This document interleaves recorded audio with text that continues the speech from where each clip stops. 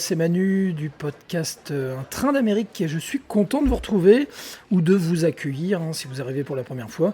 Alors on est en février 2026 et je prépare activement ce qui va devenir la saison 2 de ce podcast pour les États-Unis.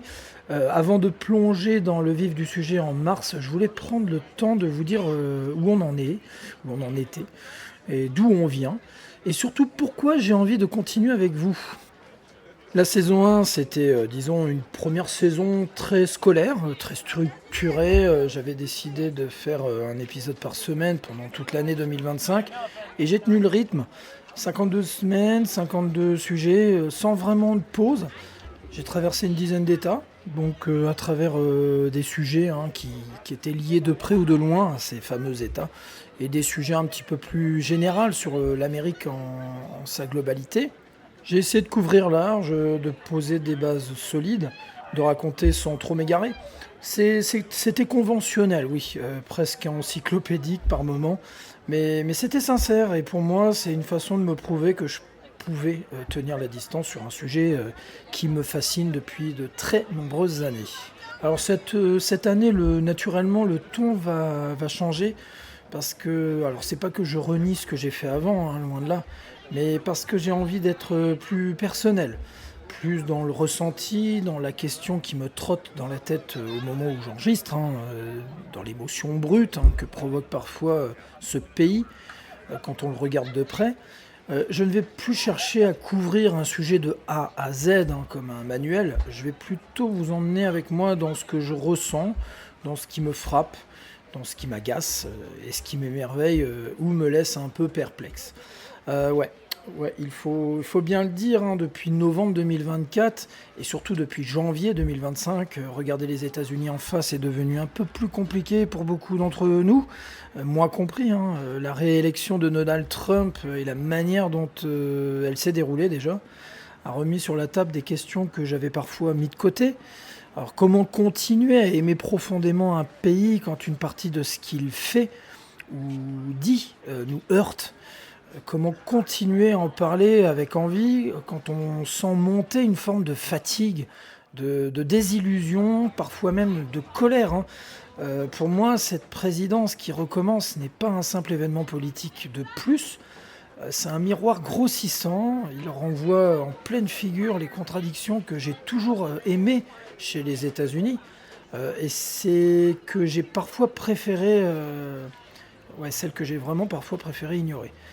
Alors, le pays qui a inventé le jazz, le cinéma, le mouvement des droits civiques, la Silicon Valley, le hamburger, le road trip mythique, évidemment tout ça c'est évidemment très attirant. C'est aussi le pays qui réélit un homme qui divise comme personne, quoi, qui polarise jusqu'à la rupture, qui parle un langage que beaucoup trouvent agressif, simpliste, voire même dangereux.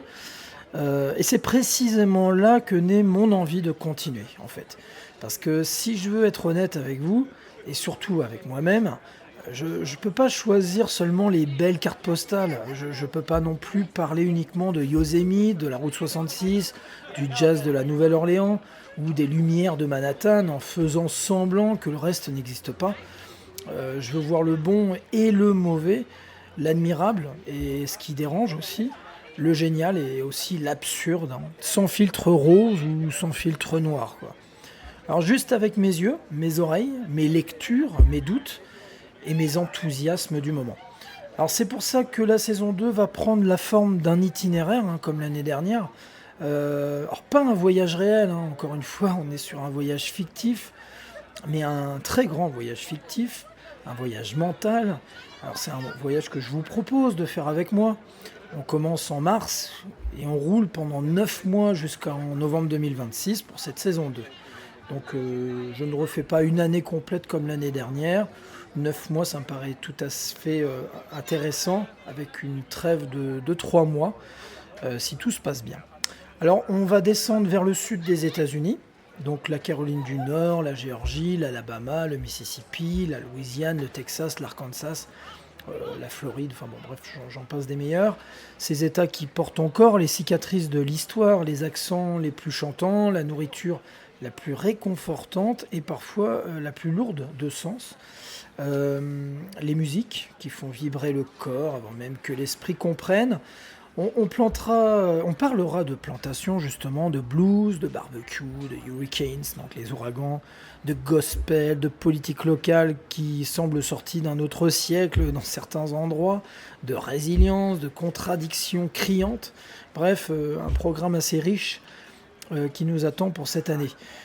Puis on remontera doucement vers la région des lacs, la région des Grands Lacs, donc l'Ohio, le Michigan, l'Illinois, l'Indiana, le Wisconsin, le Minnesota, voilà, pareil d'autres États, ces États du Midwest et du Nord qui ont longtemps été le cœur industriel du pays et qui ont vu naître le rock and roll, le hip-hop de Chicago, les grandes usines automobiles, les syndicats puissants et qui aujourd'hui se cherchent entre nostalgie ouvrière, renaissance technologique et désindustrialisation silencieuse. Alors à travers ces étapes, je ne vais pas essayer de tout dire sur chaque état, ce serait impossible d'ailleurs, et ça n'aurait pas de sens en fait. Mon objectif est beaucoup plus modeste et en même temps beaucoup plus personnel, répondre aux questions que vous pourriez vous poser sur ce pays de 50 états, chacun avec sa signature, sa personnalité, son accent, ses fiertés, ses honteuses aussi, on va dire ses casseroles.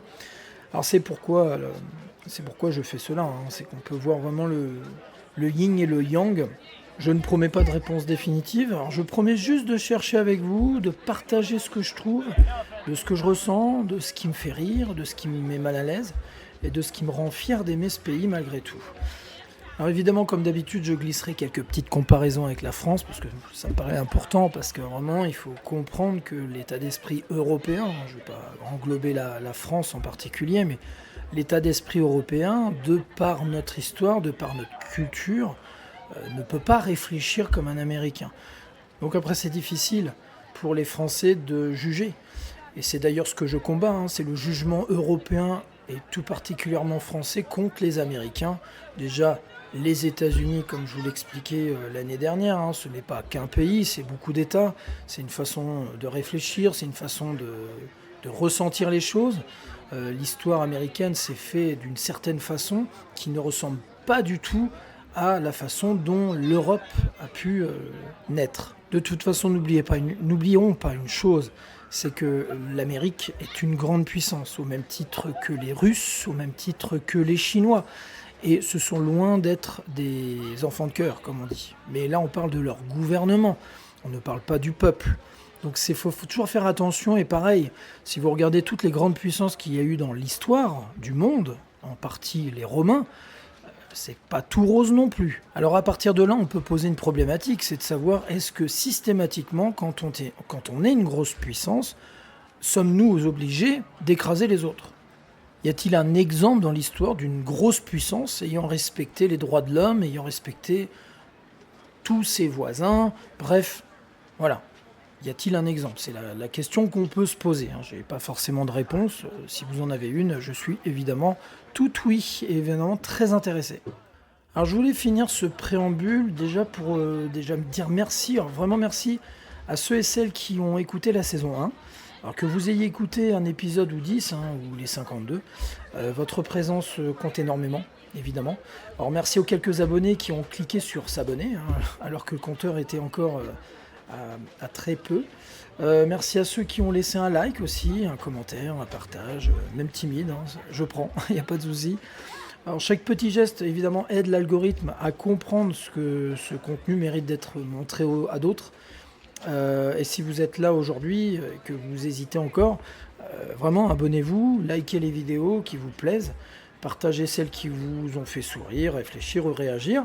Alors ce n'est pas une question d'ego, moi personnellement ça ne m'apporte rien, c'est juste une question de visibilité. Voilà, plus il y a de signaux positifs, plus YouTube montre le podcast à d'autres curieux des États-Unis. Bref, voilà, c'est vraiment important. Et plus on est nombreux, plus ça peut être sympa de partager tout ça.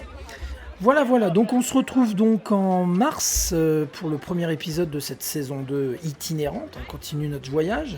Alors j'ai hâte, prenez soin de vous. D'ici là, évitez les tempêtes, évitez... parce qu'en ce moment, on ne peut pas dire que ça soit la fête au niveau de la météo. Et surtout, oui, au niveau des actualités, c'est pas non plus extraordinaire. Alors, gardez un peu de curiosité pour ce grand pays hein, qui est les États-Unis. C'est un pays compliqué, mais qu'on aime beaucoup détester, ça c'est certain. Mais on aime aussi l'aimer. Allez, je vous dis à très bientôt sur un train d'Amérique. Allez, bye bye.